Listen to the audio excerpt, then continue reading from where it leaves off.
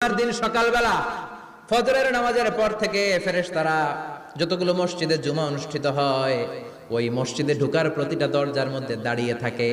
কারা কারা আগে আগে জুমার নামাজ পড়ার জন্য মসজিদে যায় প্রত্যেকের নামগুলো একটা জান্নাতের রেজিস্ট্রি খাতার মধ্যে তুলে নেয়। এই নামগুলো স্পেশালি আল্লাহর কাছে পাঠানোর জন্য।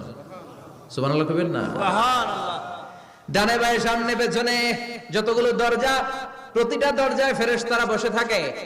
কে আগে আসলো নাম তুলে দেয়।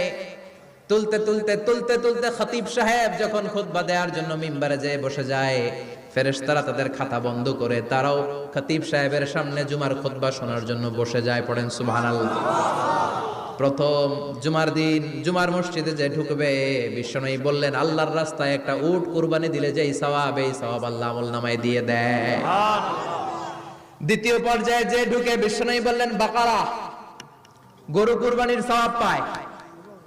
তিন নম্বরে যে ঢুকবে, বিশ্বনবী বললেন কাবসা, হাদিসের ভাষায় এসেছে আল কাবাস, কাবাস মানে হলো বকরি, বকরি কুরবানির সওয়াব। চার নম্বরে যে ঢুকবে তার হচ্ছে দাজাজা, দাজাজা মানে মুরগি।